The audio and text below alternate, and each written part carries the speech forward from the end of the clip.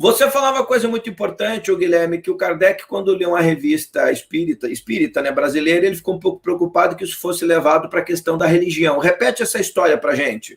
Quando o espiritismo surgiu no Brasil, o primeiro centro espírita foi na Bahia, foi fundado por Luiz Olímpio Teles de Menezes, também fundador do jornal Eco da Além Túmulo, e ali ele pega o primeiro exemplar do jornal e envia para Kardec na França.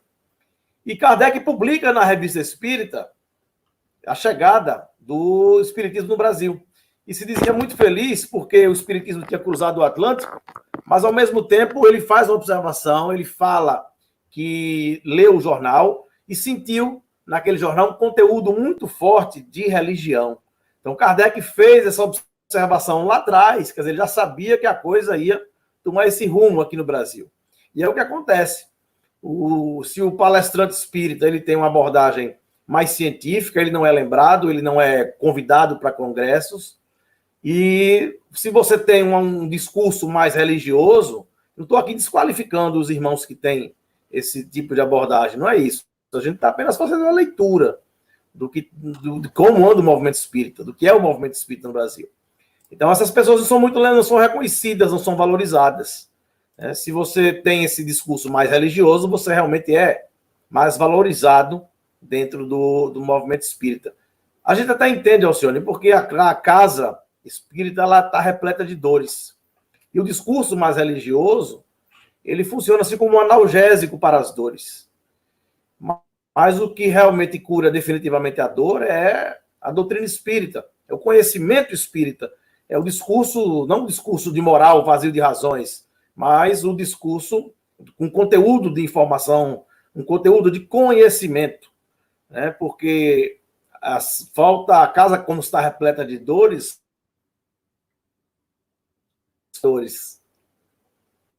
A casa quando está repleta de dores?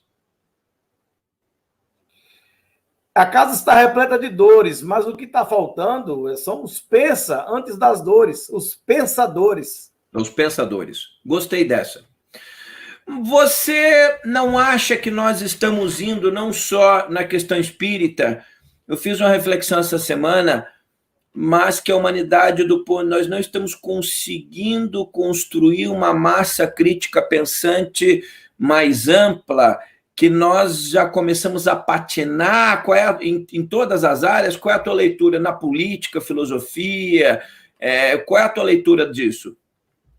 Alcione, olha, a coisa tá complicada, porque você vê, nessa questão da pandemia mesmo, o que tem de mensagens de espíritos aí, falando que é a mudança do final dos tempos, que tudo está mudando, que isso é uma aprovação para a humanidade. Olha, o que chega de mensagem que não passa no crivo da razão, não passa no crivo da lógica, porque essas pandemias, essas pestes, elas sempre existiram na humanidade. Falei isso, se você for considerar o Covid-19 como uma mudança de paradigma, uma mudança de ciclo na Terra, você também vai ter que considerar todas as outras, a peste negra, a febre espanhola, enfim, todas elas.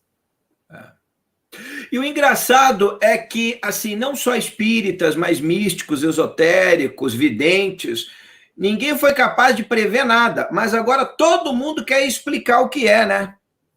Pois é, e o conteúdo de informação é sempre o mesmo, aquela coisa ali, assuntos, situações que nós já sabemos.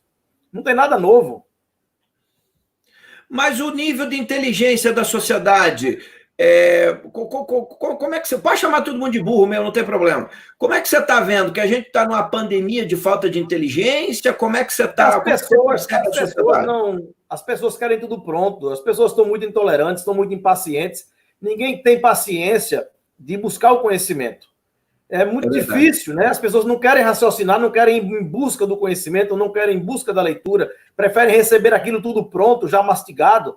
Você vê que hoje existem aqueles resumos de livros, né? Você, em vez de comprar o livro, você compra o seu resumo, põe no vídeo, escuta, já entende que as pessoas estão... O mundo está em muita velocidade, as pessoas não têm muito tempo, ou pelo menos acreditam que não tem muito tempo, para se dedicar ao estudo. Então, as pessoas têm como que uma preguiça de buscar o conhecimento. né? E como o próprio Cristo dizia, conhecereis a verdade, ela vos libertará. Então, para você conhecer a verdade, você tem que ir em busca da verdade. Você não pode ficar esperando que ela caia do céu. O que cai do céu, como dizia o professor Henrique Rodrigues, é avião. Conhecimento não cai do céu. Aliás, conhecimento exige estudo, dedicação, pesquisa e tempo, né? Exatamente. Olha, eu tenho falado muito isso aqui. É importante a gente falar disso, Guilherme.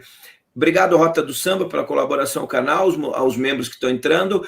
Informação é diferente de conhecimento, que é diferente de sabedoria. Nós estamos numa era que as pessoas têm muita informação por causa desses resumos. Então, você pergunta para a pessoa, é capaz dela dizer uma palavra sobre tudo, mas ela não gera um conhecimento mais profundo sobre nada e muito menos sabedoria a respeito de um assunto, né? Exatamente, e muito bem colocado isso, porque até dentro do próprio movimento espírita, nós vemos isso. Exatamente isso que você está falando. As pessoas, por exemplo, só na maioria, em boa parte das casas espíritas, as pessoas preferem ler aqueles livros de romance, que é uma literatura mais simples, mais fácil, né? É o que vende. Você pode ver o que é que vende na casa espírita. Literatura espírita, o que é que vende? Livro de romance. É o que as pessoas gostam, literatura fácil, suco de laranja ali, fácil de absorver. Os livros com conteúdo de informação, com a abordagem mais profunda, é muito difícil, não tem muita vendagem, as pessoas não gostam de ler. A gente tem andado fora do Brasil, tem visitado outros países, e isso é o que a gente vê lá fora também. Pois é uma epidemia global, né? Sem dúvida, sem dúvida. As pessoas não estão com muito tempo, nem estão com muita paciência, não. Qual é a solução? Eu vou te fazer uma pergunta para prêmios Nobel, né? Não tem Nobéis, né? Tem prêmios débeis, né? Mas um Nobel. Qual é a solução? Uma solução específica não tem. Agora, o que eu acredito é que se nós tivermos pessoas preparadas para difundir esse conhecimento espírita ou espiritualista, assim como você vê, esse canal aí, quantas pessoas já estão assistindo essa minha entrevista aí? Olha aí no canal. 620. 620 pessoas. E se tivessem outros Alciones aí fazendo esse trabalho, com certeza a gente estaria podendo difundir o conhecimento, a pesquisa científica, porque você tem dado oportunidade para as pessoas que têm a pesquisa, que têm buscado o conhecimento, porque o Espiritismo é uma doutrina filosófica de fundamentação científica e de consequências religiosas. Essas consequências religiosas são as consequências éticas, as consequências morais. Né? Então, o Espiritismo tem a religião como porto de chegada, não é a base é a ciência. Mas a gente não vê essa abordagem sendo colocada nas palestras da grande maioria dos palestrantes famosos. Você não vê, você não observa isso. Se você quer ser um palestrante famoso, você tem que ter um discurso bem religioso. Aí sim. Como eu não tenho esse discurso religioso, nunca serei um palestrante famoso. Bom, não sei se te conforta, Jesus falou para 12, um traiu ele, um sumiu, o outro não sei o quê. Exatamente. Veja, Guilherme, você falou uma coisa muito clara, que a gente não está comparando ninguém a Jesus, mas como é difícil falar de novos paradigmas. Você falou uma coisa muito importante. As pessoas estão mais preocupadas com a mensagem meramente religiosa do ponto de vista de causa e consequência. Eu lembro daqueles áudios, vídeos, audiobooks, sobre relatos de uma alma penada no Vale dos Suicidas. Todo mundo assistia aquilo, chorava, etc. Mas o que leva a pessoa para essas instâncias é a falta de conhecimento, justamente, que precisa gerar sabedoria. Quer dizer, se a gente ficar preocupado só em falar das consequências e a gente não munir o povo e as pessoas de autoconhecimento, informação, as pessoas não se capacitam para não errar mais. Aí vira uma roda eterna de erro, né? Exatamente. E você vê, eu como espírita, eu sigo sempre Kardec. E Allan Kardec, ele foi muito grande no seu tempo, e ele dizia que nós espíritas, deveríamos rejeitar 9 verdades para não aceitar uma mentira. Isso. Então, o que acontece? As pessoas hoje elas têm preguiça de pesquisar, de ver. Então, a quantidade, nós falamos na minha abordagem passada das fraudes, né? A gente vê a quantidade de fraude que existe. Por quê? Porque as pessoas não têm conhecimento. Não. Então, o que chega ali, elas absorvem como verdade. Nessa questão mesmo da pandemia, está todo mundo sensível, todo mundo tenso, preocupado, então está todo mundo vulnerável a ser enganado. todo mundo passível a ser enganado. A ser enganado. As pessoas estão mais sensíveis aí em relação a essa situação. Todo mundo ansioso. Aí chega uma informação, chega uma mensagem mediúnica, ninguém procura saber quem é um médium, ninguém procura saber o conteúdo, ninguém pesquisa e aceita como verdade. É impressionante. A gente vê assim, dentro do movimento espírita, como se todo mundo tivesse, todo mundo não, mas boa parte das pessoas tivesse algo escrito assim na testa: eu quero ser enganado. E as pessoas, Alcione, só acreditam naquilo que querem. É o que elas acreditam, naquilo que querem. Você pode for mais conveniente para elas. Na frente dela, se ela não estiver preparada, ela não entende. Exatamente. Você vê aí, né, as pessoas, até na política também, você vê aí todo mundo lá atrás, né, alguns anos atrás, o pessoal mostrando uma certa verdade, o pessoal, não é mentira, e o pessoal indo até o final, se mostrou toda a verdade aí, a coisa, ainda tem gente acreditando, né, em mentira por aí. Então é complicado. Eu fiz um vídeo essa semana aqui de uma esquizofrenia coletiva, não vou falar aqui. Eu recebi 500 mil xingamentos de gente que eu devia estar tudo internada no hospital psiquiátrico. Vou quebrar minha mesa aqui. O ano passado, nós fizemos... Você passou alguns meses me munindo de uns documentos que eu achei bastante emblemático. Eu não vamos citar nome de ninguém, tá? A respeito de um médium que estava enganando muita gente com cartas psicografadas de filhos. O camarada que faz isso tinha que ir para cadeia. Você perde um filho, o cara vai... E teve gente famosa defendendo esse trambiqueiro. Depois eu comecei a receber tanta denúncia, tantos pais, eu até fiquei com a consciência pesada, que teve pais, olha, me enganaram, se você quiser o meu depoimento, eu vou no teu canal, e fui enganado por esse cara, foi o Guilherme que me indicou. Mas aí eu não quis no primeiro momento tornar público, depois a imprensa toda do Brasil tornou público, mas quando o primeiro veículo de comunicação tornou público, aí eu vim e falei que foi uma matéria gerada por você, foi impacto nacional e tudo mais, porque assim, eu Só uma observação, quem denunciou ele não fui eu. Esse rapaz foi denunciado por ex-trabalhadores que desfrutaram da atividade dele por 2 anos. Eu apenas fiz uma investigação paralela. E a investigação não teve nada de diferente do que a polícia constatou após 6 meses de investigação. Eu digo assim, você foi o primeiro pesquisador, né? Sim. Até teve uma carta de várias personalidades que assinaram. Isso. Mas, por exemplo, eu sabia que se eu sozinho fizesse aquilo, eu ia passar o resto do ano apanhando. Eu não tenho muito medo de apanhar, mas aquele te joga numa rede. O que eu quero dizer? Mesmo diante de denúncias como a Badiânia, aqui em Curitiba, o Amauri, Alto Paraíso, na Índia, seja onde lugar, a impressão que eu tenho, Guilherme, é que quando as pessoas são cooptadas nesse nível, não há verdade que consiga libertar alguns. Não, exatamente, não há verdade. E olha, para você ter uma ideia, lideranças espíritas foram coniventes com essa situação. Todos os palestrantes famosos, todos sabiam. E não moveram uma palha. Porque isso, de alguma forma, iria atrapalhar os interesses pessoais de alguns deles. Entendeu? Falar de fraude não é uma coisa legal. Atrapalha a venda de livros, atrapalha uma série de coisas aí.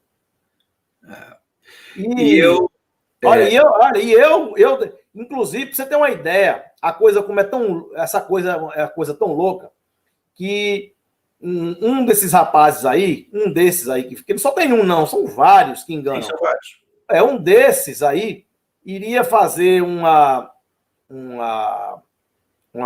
viagem, uma psicografia, um evento desse num país da Europa. E aí eu tinha uma certa amizade com o pessoal lá, eu consegui mostrar ao pessoal o que estava acontecendo. Então eles viram que realmente era uma fraude, cancelaram a ida do rapaz, e aí me perguntaram se eu conhecia algum médium autêntico, algum médium sério. Aí eu tinha conhecimento com vários médios, inclusive fui convidado para ir lá realizar um trabalho e levei esse médium autêntico, que fez um trabalho lá, inclusive recebeu psicografias em inglês, língua que ele não fala, que é um fenômeno de mediunidade poliglota, que depois, em outra oportunidade, a gente aborda esse tema. Então eu levei o fenômeno autêntico para lá, eles ficaram encantados.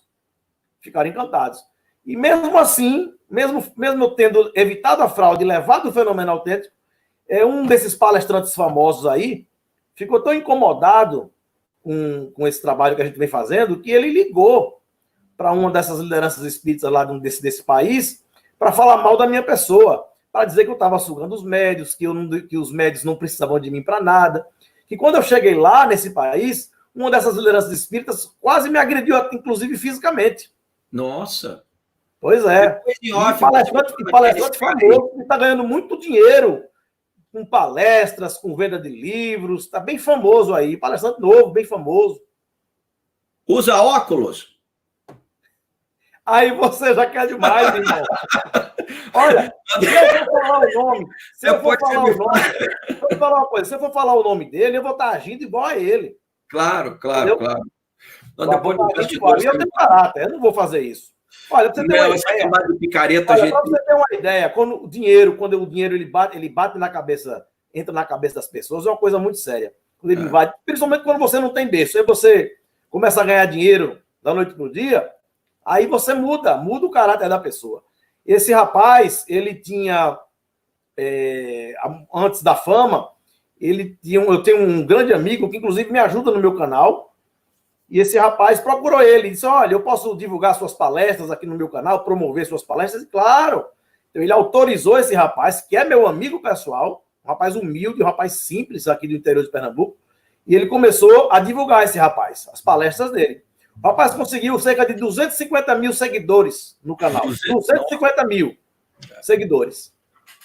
Pois bem, depois o rapaz ficou famoso aí, muito famoso, ganhando muito dinheiro, pegou e tirou todos os canais, denunciou todos os canais que difundiam as palestras dele. Quer dizer, ele, mesmo meu amigo tendo autorização dele, ele foi, o cara perdeu o canal, que ele denunciou o YouTube, você sabe que o YouTube recebe denúncia, ele tira, né? Sim. Tirou o canal do cara do ar, o cara ganhava seus 2, 3 mil reais por mês, vivia disso. O rapaz entrou em depressão. Isso é um líder espírita. Palestrante famoso. Me fala o nome dele nos bastidores, depois que eu vou descobrir que foi o canal que ele prejudicou, a gente vai fazer uma live especial para ele. Ele liga para as pessoas não me receberem. Olha, não receba esse Guilherme não, porque ele não tenha contato com ele sai ligando para me minar em vários locais. Que coisa. Muito mais. Eu, quando lancei meu livro, que eu fui para a Europa, aí nos Estados Unidos, eu fui com uma mala com 100 livros. Quando cheguei lá, vendi os livros em euro, dólar, libra, recolhi o dinheiro, fiz um documento em cartório, doando toda a primeira edição do meu livro para a ONG Fraternidade Sem Fronteiras, que eu ajudo, que é das crianças, que ajuda as crianças de Moçambique, as crianças com microcefalia, e depositei o dinheiro na conta, peguei o print do depósito e enviei, não publiquei isso, não foi público isso, estou tornando público agora, mas eu enviei aquele comprovante de depósito para aquelas lideranças espíritas que eu tive a oportunidade de estar e realizar palestras e ter vendido meus livros, porque eu quis que elas soubessem o que foi que eu fiz com aquele dinheiro que elas me deram. Pois bem, eu fui criticado por isso, por alguns espíritas, geralmente uma parte da ala religiosa, né? Que são alguns que pregam uma coisa que não vivem. Defensores da moral e da ética. Eu me senti na obrigação de dar essa satisfação às pessoas. Porque eu saí do Brasil cheio de livros e voltei cheio de dinheiro. Depositei o dinheiro na conta da instituição e enviei o depósito para eles. Isso incomodou muita gente, né? Porque tem muita gente vivendo da venda de livros. Já chegamos a 700 pessoas na sala. A gente, antes de entrar no tema, sempre bate um bate-papo. Tem gente que já quer que a gente fale, está no canal errado, meu amigo. Eu sempre digo assim, aqui nós não procuramos audiência, a gente procura qualidade e massa crítica. O que adianta eu ter milhares de zumbis me seguindo? Gandhi liberta 1 bilhão de hindus. 1 bilhão de zumbis ficaram lá sendo escravos do jugo inglês durante décadas. O planeta não se transforma por quantidade de almas que ele segue, mas por mentes que conseguem despertar. A humanidade não entendeu isso até hoje, né, Guilherme? É verdade, é verdade. Você está certíssimo. E vai demorar muito tempo ainda. Mas você ainda quer que eu fale sobre reencarnação? Estou pensando aqui, estou esperando chegar aqui mais umas 10 pessoas, nós vamos falar de reencarnação. Eu vou te fazer mais 2 perguntas antes disso. Guilherme, um dos temas mais importantes dessa questão espírita é o envolvimento do espiritismo com a temática extraterrestre, que para mim vai destruir o espiritismo. Eu estou dando a minha cara a bater, eu estou dizendo que o envolvimento do espiritismo com esse tema ET, UFO, disco voador, vai destruir o espiritismo. Por que eu tenho certeza? Não é que eu acho, eu tenho certeza. Porque aonde esse tema entrou, destruiu outras áreas. Você fala do disco voadores? Dessa mistura em centro espírita, que agora todo mundo canaliza ET, fala com ET, recebe nave, vê nave em centro espírita. Como é que é a tua leitura desse tema? Eu vou discordar um pouco de você aí. Esse tema, pluralidade dos mundos habitados. Não, você vai falar da pluralidade lá atrás do Kardec. Vamos lá, deixa eu chegar lá, você vai entender. Isso é um postulado básico do espiritismo. Sim. Só que o que acontece? Nas casas espíritas nós não vemos essa abordagem. Eu só conheço um palestrante que aborda esse tema, que é um médico, um físico, o Dr. Sérgio Thyssen, do Rio de Janeiro, que o pai dele foi presidente da FEB, que é meu amigo. Mas é um tema que não é abordado. Geralmente essas casas espíritas que você está se referindo, que abordam esse tema, não são espíritas oficial, são casas espiritualistas. Mas aí você está falando especificamente da FEB. Eu não estou eu estou falando em casas ligadas à federação, um movimento espírita oficial, vamos dizer assim. Tá. Mas qual é a tua leitura da introdução desse tema, por exemplo, hoje? Olha, esse tema ainda é um tabu dentro do movimento espírita. Nós não vemos nas casas espíritas esse tipo de abordagem, como eu já frisei. A gente não vê, mesmo sendo um postulado básico do espiritismo. É claro que nós, como espíritas, acreditamos na pluralidade dos mundos habitados. Não tenho dúvida disso aí. Mas tá aí, o próprio Divaldo Franco falou um monte de besteira a respeito desse tema. Assim, eu estou entendendo o que você está falando, mas eu posso te trazer aqui, quer dizer, das crianças, das Pleiades, que os pleiadianos estão chegando à Terra. Assim, tem um monte de gente de lideranças importantes, os eventos de São Paulo, da Federação, que abriu espaço para um monte de picaretas. Eu tenho acompanhado. Justamente por isso que esse tema é um tema tão delicado, e a grande maioria, ou quase sua totalidade das casas espíritas, não abre espaço, porque já sabem que tem esse bando de picareta médio que fala com ETs, enfim, aquela coisa toda que a gente já sabe. Não precisa a gente nem dizer nomes aqui. Aliás, eu, particularmente, não costumo falar nomes de ninguém. Eu respeito o trabalho de cada um. Não concordo, mesmo sem concordar, eu não faço um assassinato de reputação de ninguém. Cada um vai colher aquilo que planta, é responsável por suas atitudes. Mas o povo precisa ser informado a respeito. Você passou o ano inteiro me procurando para me denunciar aquele médium picareta, né? Então, assim, eu entendo o que você está falando, mas os embustes precisam ser denunciados. Sim, mas quando tem evidência, a gente não pode simplesmente falar as coisas sem provas, né? É diferente. Entendi. Você faz uma investigação, você tem um documento oficial da justiça, da polícia, é diferente. Você tem as vítimas, é diferente. Mas, por exemplo, o Chico, o pessoal do chat está falando, o Chico falava. A maior parte das informações que mesclam o Chico a esse tema, por exemplo, é depois que ele morreu, porque em vida ele não falou tanto desse tema, né? Chico foi a nossa maior antena, né? Chico publicou mais de 450 livros psicografados, segundo o Geraldinho Lemos, mais de 500 livros. E foi a nossa maior antena e sempre foi uma referência para a mediunidade de psicografia, nas cartas consoladoras. Chico foi muito grande no seu tempo como médium, ele foi realmente espetacular. Onde é que entra o termo reencarnação aí sério que vem de Kardec, o que está sendo falado hoje? Qual é a diferença, por exemplo, quando a gente fala da reencarnação na visão espírita, hindu, budista? Vamos entrar no tema agora que a gente já está com quase 800 pessoas na sala. Vamos lá. No Oriente, vista de nós, 3.200 anos, ali nas margens do rio Inde, ali nasce o expoente do hinduísmo, foi Krishna, e a base de fundo ali do hinduísmo é o ciclo das reencarnações sucessivas, o ciclo das vidas sucessivas. A palavra reencarnação não era usada, era o ciclo das vidas sucessivas, que a idade de Krishna hoje seria o quê? 5.200 anos. Então, aquela ideia já existia ali no Oriente.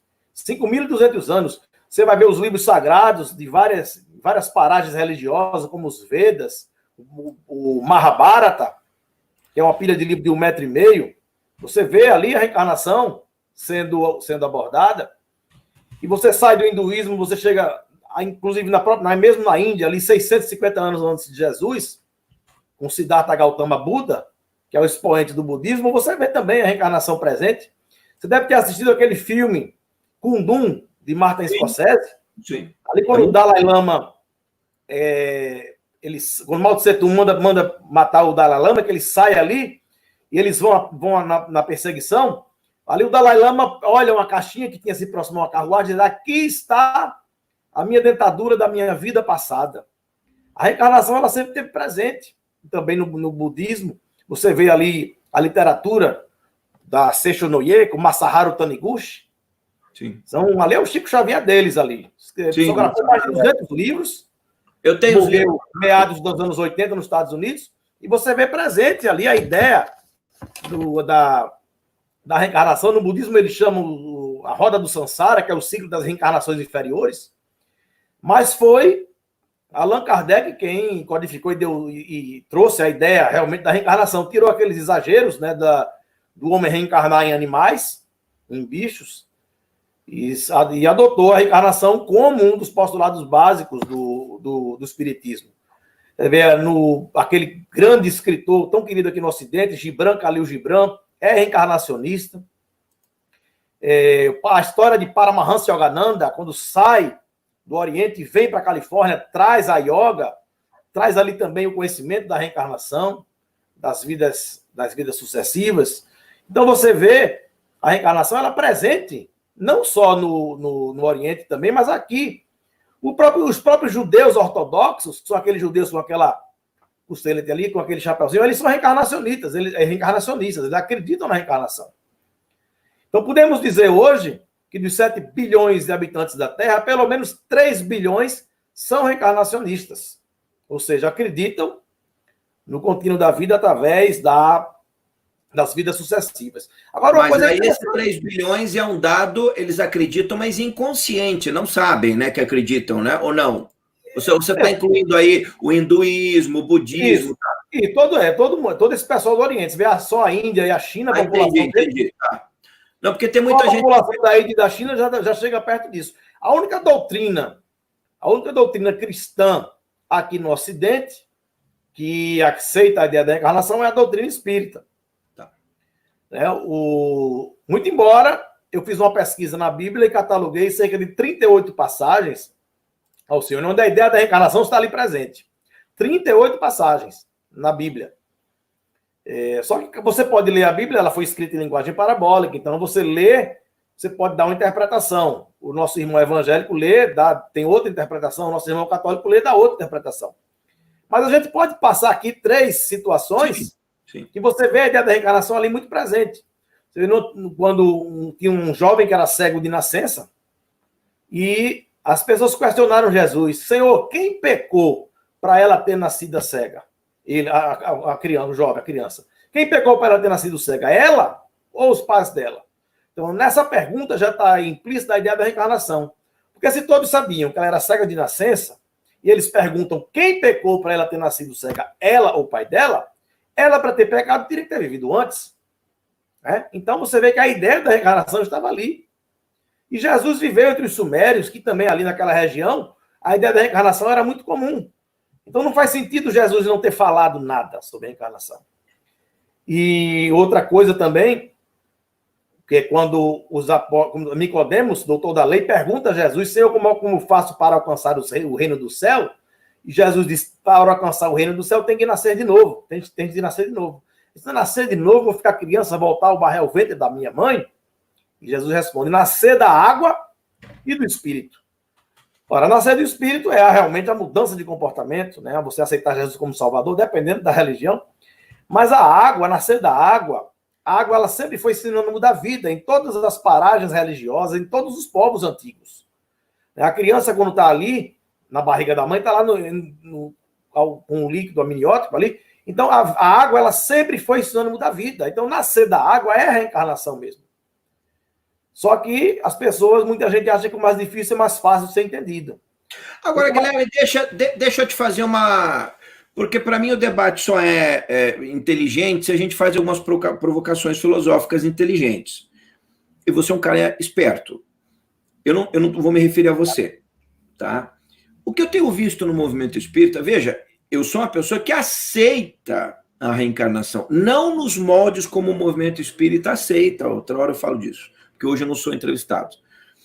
O que eu tenho visto, inclusive das lideranças mais importantes do movimento espírita brasileiro, é uma deturpação de falas absolutamente simplistas para fazer caber o conceito de reencarnação e validar a obra de Kardec.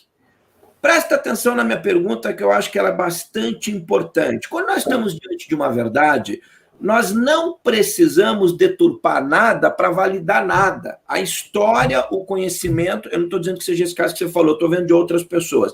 Então, as pessoas passam a tentar explicar tudo, uma série de... É como, por exemplo, eu vou sair da reencarnação, vou entrar na ufologia, nessa questão dos ETs. Então, as pessoas vão pesquisar a Bíblia, qualquer coisa é disco voador, é ET, não tem mais anjo. Você não acha que as pessoas também, muitas vezes, falam, e eu não estou dizendo todos, que a gente tem gente preparada para falar disso, da minha entrevista, é a falta da abordagem científica. Então, quando a coisa fica na crença, as pessoas querem sempre atribuir as suas mazelas, os seus problemas a vidas passadas. A vidas passadas. E o que você vê, a quantidade de gente curiosa para querer, eu quero fazer regressão. Mas para que você quer fazer regressão? Não, para ver o que é que eu fui antes. E o pessoal acha que foi alguma coisa grande, né? Foi rei ou príncipe, porque não foi nada nessa vida, não conseguiu ser nada, então deve ter sido rei ou príncipe, alguma coisa grande lá atrás. E se foi dentro do movimento espírita, reencarnou na França, viveu na França no século passado. Então isso é muito comum. É muito comum. Isso eu gostei do tema que você deu, porque assim, quando a gente entra nos livros religiosos para falar de reencarnação, à exceção do hinduísmo, do budismo, o que eu tenho visto no Brasil, nesses grupos místicos, esotéricos, é tudo um bando de maluco. Por exemplo, por isso que você apontou para a gente falar das pesquisas do psiquiatra para psicólogo, que foi professor, né? Dr. A. Stevenson. Fala um pouquinho do Dr. A. Stevenson e qual a importância do trabalho dele. Escreveu livros, parecem verdadeiras bíblias de casos, de pesquisas, né? Que aí apontam um método, uma pesquisa, uma metodologia nessa direção. Qual a importância do Dr. A. Stevenson para tudo isso? Para a gente falar do Dr. A. Stevenson, que foi professor da Universidade da Virgínia, nos Estados Unidos, onde nós tivemos lá em 2013, tivemos oportunidade de conhecer o trabalho que ele desenvolveu através do Dr. Jim Tucker, que atualmente é quem conduz essa pesquisa. Dr. Jim Tucker. Ele não estivesse presente, mas a gente teve acesso lá e conseguiu ver alguma coisa. Inclusive, é bem interessante. O Dr. Bruce Grayson também, né? Como? O Dr. Bruce Grayson também, que ficou, né? Isso. Lá ele tem um armário com várias pastas de vários países. E tem uma pasta lá só do Brasil. E segundo os relatos de um assistente dele, o caso mais intrigante que ele tem lá, de evidências de reencarnação, foi aqui no Brasil, que foi enviado para ele e para o doutor Hernando Guimarães Andrade. Mas a gente, para falar do doutor Stevenson, a gente tem que voltar no tempo e falar um pouco do trabalho do doutor Hemendra Nath Banerjee, que foi professor da Universidade de Jaipur, em Rajasthan, na Índia, e foi quem começou essa pesquisa, foi o precursor desse trabalho, que foi o trabalho de lembranças espontâneas de crianças. Sim. Eram crianças que, do nada, com 3 anos, começavam a falar de sua vida passada, relembravam o seu nome, o local onde vivia, o motivo, a causa da morte.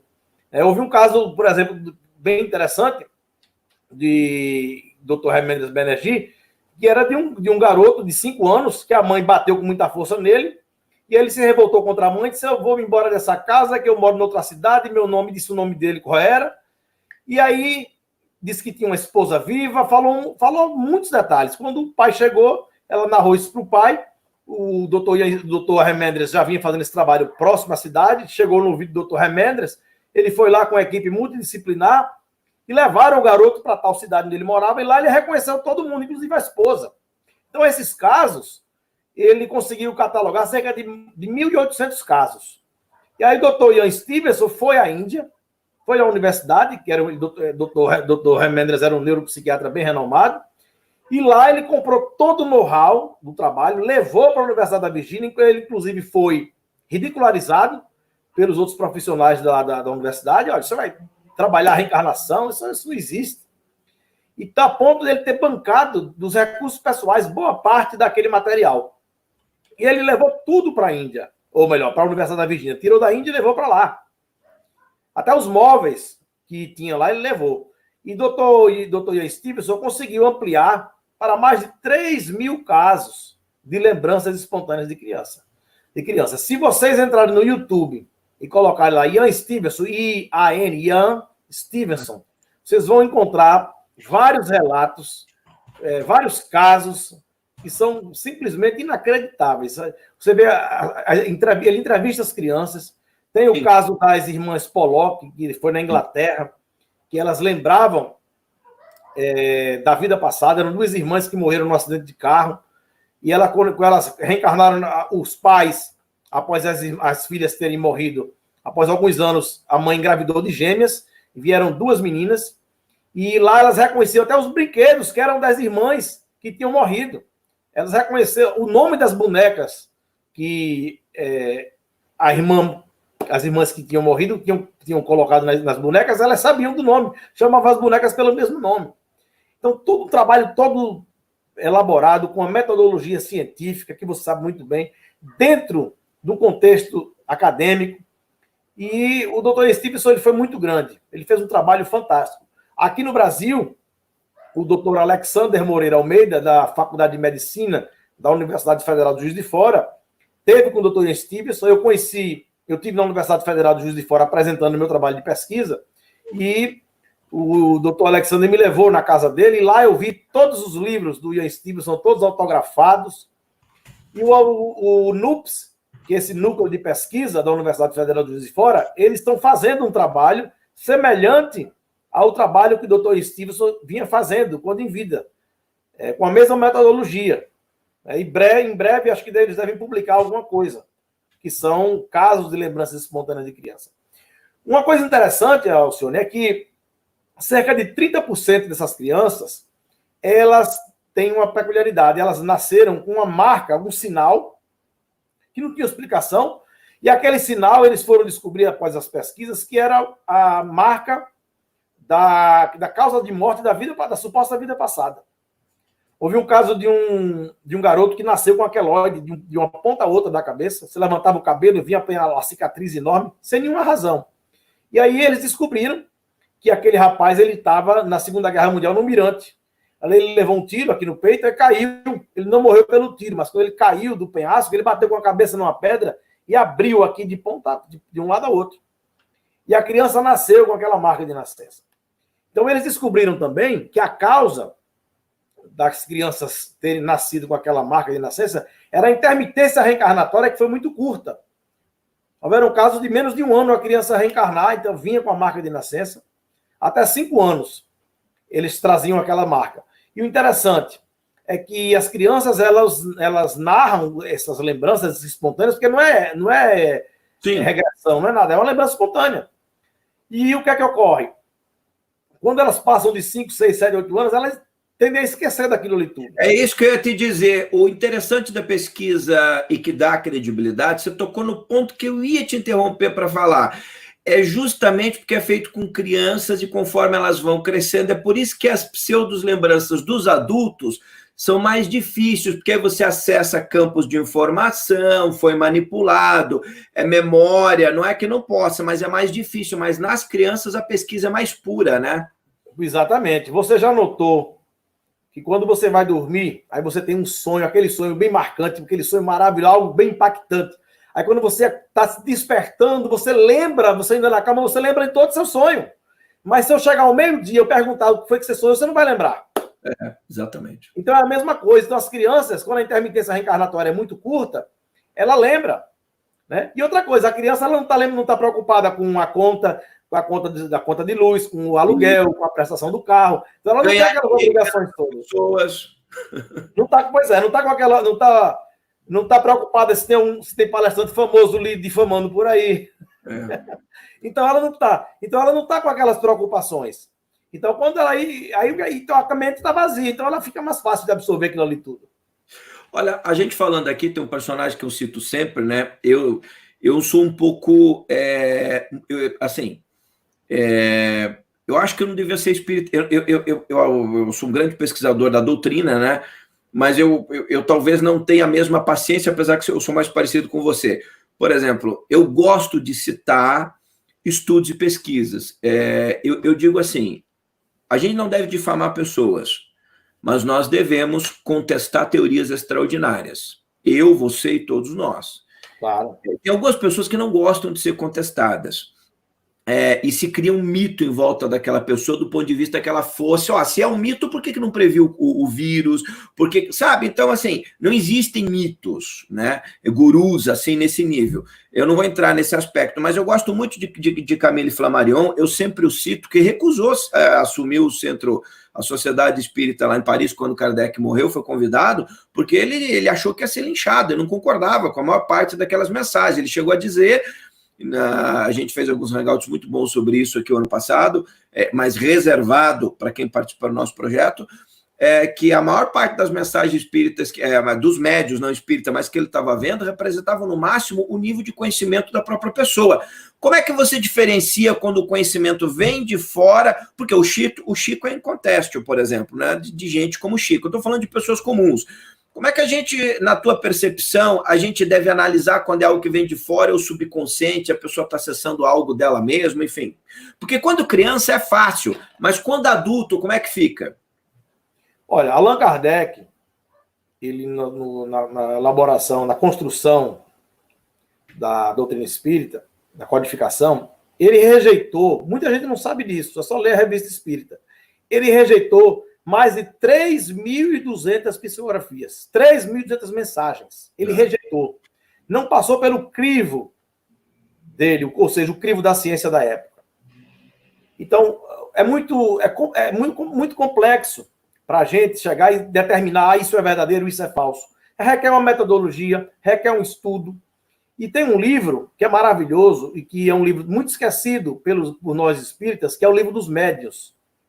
E o livro dos médiuns é o manual dos evocadores. Então, se você vai trabalhar a mediunidade, você vai trabalhar a mensagem, a psicografia, mensagem mediúnica, você tem que estudar a parte teórica. Como é que você vai entrar na parte prática sem estudar a parte teórica? Porque Kardec ensina. Kardec ensina como identificar uma mensagem verdadeira. Como identificar uma mensagem fraudada. Como ver se é um processo anímico. E aquilo ali, existe um manual. É o manual dos evocadores. E as pessoas esquecem. Ficam muito presas ao evangelho, lendo ali só o evangelho, segundo o espiritismo, e ainda tem aqueles que fazem o espiritismo segundo o evangelho. Porque o espiritismo ele não se fundamenta nos evangelhos. Agora é importante Só concluindo meu raciocínio. O espiritismo não se fundamenta nos evangelhos, porque as concepções espíritas elas são maiores do que as concepções evangélicas. Porque o evangelho, pelo evangelho, não explica o espiritismo, mas o espiritismo explica os evangelhos. Tanto que Allan Kardec não fez o espiritismo segundo o evangelho. Ele fez o evangelho segundo o espiritismo. Então é importante as pessoas saberem disso. Kardec trouxe Jesus para ser o nosso modelo e guia, entendeu? Mas o espiritismo não se fundamenta nos evangelhos. O espiritismo se fundamenta onde? Nas leis da natureza. É aí onde o espiritismo se fundamenta. Entendeu? Agora, nas leis da natureza. Kardec, é importante falar 2 ou 3 coisas aqui, tem muita gente na sala. Kardec, num primeiro momento, não aceitava aquelas comunicações, né? A França passava por um momento complicado, a Europa, nós tínhamos muitas sociedades ocultas nascendo naquele momento. Depois disso, nasceu o nazismo em base a um monte daqueles conhecimentos. Porque Kardec era um cético no primeiro momento, até porque era um professor, vinha de uma escola bastante capaz. Ele se convence disso através das pesquisas, é isso, Guilherme? Sem dúvida, sem dúvida. A metodologia dele foi fantástica. E ele se convenceu porque justamente as mensagens que ele recebia, ele colocava para ser analisada. com o crivo da ciência da época. Então, Kardec foi um cientista. Kardec não foi um místico, não foi um religioso, não quis fundar uma religião, não quis fundar um partido de crença. Era um pesquisador. Sim, sem sombra de dúvida. Autor da primeira gramática da França, que até hoje é usada. Sim. Kardec realmente ele foi grande no seu tempo. Foi, se você tirar o espiritismo de Kardec, ainda ele fica na história como um grande educador, né? Não tem como associar, não tem como tirar o espiritismo de Kardec. Não, mas ele... Eu quis dizer o seguinte, mesmo que ele não fosse espírita, ele já tinha... Sim, sem sombra de dúvida. Sem sombra de dúvida. Ele era reconhecido como um grande educador, era um poliglota, maçom. Antes de se tornar espírita, ele era maçom. Tem pesquisa. Agora vai ter uns 300 malucos aí que vão dizer que os maçons vão destruir o mundo. Esse é um dos temas mais idiotados da internet. O pessoal não sabe. Ele é o irmão adormecido. Mas olha, a gente está falando da reencarnação. Eu não falei ainda para você da pesquisa da doutora. Sim, vamos lá, pode entrar. Começa lá, fica à vontade. A doutora Helen Wamba, ela fez um trabalho maravilhoso na Universidade de Nova York. Me fala se quiser que eu mostre alguma imagem. A da Helen Wamba, acho que é a última foto que eu te passei. A terceira foto. A terceira foto. Tá, só um pouquinho. Doutora Helen Wamba. Tá, já achei aqui, quero abrir, só um pouquinho. É psicóloga da universidade. Tem um textozinho, você pode ler aí se quiser. Tá, só um pouquinho que a foto não sei por que não tá abrindo, só um pouquinho. Então eu vou narrar a situação aqui, vou contar os fatos. Narra que a foto está dentro do computador e não abre. Já vai abrir, vai falando. A doutora Helen Wamba era psicóloga. Eu vou compartilhar a tela de fundo, tá? Psicóloga aí, parapsicóloga, pesquisadora. E ela fazia, na universidade, olha aí, ela fazia as chamadas terapias de vidas passadas, as regressões através de hipnose. A doutora Helen Wamba era PhD, foi uma das primeiras cientistas pesquisadoras norte-americanas em reencarnação e vidas passadas. E o que ela falava? Não acredito em reencarnação. Tenho a certeza que ela existe. Helen Wamba, ela morreu em 1982, fez um relatório com mais de 1.000 casos de pessoas que retornaram, geralmente, através de hipnose em grupos de regressão. A experiência do nascimento até antes desse. A doutora Helen Wamba, em seu livro Recordando Vidas Passadas, que é da editora Pensamento, relata sua experiência com a regressão a vidas passadas feitas em 1.088 pacientes, por indução hipnótica inconsciente, que tem a consciente também, e ela levou esses pacientes, Alcione, até períodos 1850, 1700, 1500, 25 anos depois de Cristo e até 500 anos antes de Cristo. Ao levar seus pacientes nos períodos escolhidos, perguntava-lhes qual desses pertencia, né, a raça, sexo, roupa usada, calçado usado, alimentos comidos, pratos usados. Porque o que acontece? Ela regredia o pessoal através de hipnose inconsciente até a suposta vida passada. E a pessoa dizia, ela perguntava, você está onde? A pessoa, estou na Escócia no ano de 1850. Ela perguntava, você está onde? Estou numa feira. Qual o tipo de calçado que você tá usando? A pessoa, estou numa alpercata, ela anotava o tipo de calçado. Qual o tipo de comida que tem na feira? A pessoa dizia, ela anotava. Você põe a mão no bolso, o que é que você tem no bolso? Tem uma moeda. O que é que tem escrito na moeda? Ela anotava. Então, ela fez isso com 1.088 pacientes de diferentes sexos, religiões, enfim. E após 10 anos de pesquisa, ela entregou todo esse trabalho junto para o Departamento de Antropologia, Departamento de História da Universidade. E ali eles tiveram duas grandes surpresas. A primeira surpresa é que 87% das pessoas que ela regrediu em suposta vida passada tinham sido escravos, camponeses, miseráveis, subservientes. O que batia com a realidade. Né? Como eu falei, hoje em dia a pessoa faz regressão, sempre acha que foi rei ou príncipe. E outra coisa, cerca de 90% dos relatos ela conseguiu evidenciar. Houve um caso de um cidadão que morreu numa peste no ano de 1815, no sul da Escócia, ela foi pesquisar, existiu aquela peste. O tipo de calçado era aquele. O tipo de roupa era aquela. Então, esse é um livro fino, editora Pensamento, chamado Recordando Vidas Passadas. Você tem a foto aí desse livro. Pode pôr também, se quiser. Vou pôr aqui. É um livro maravilhoso, aconselho todo mundo a ler. E o que acontece?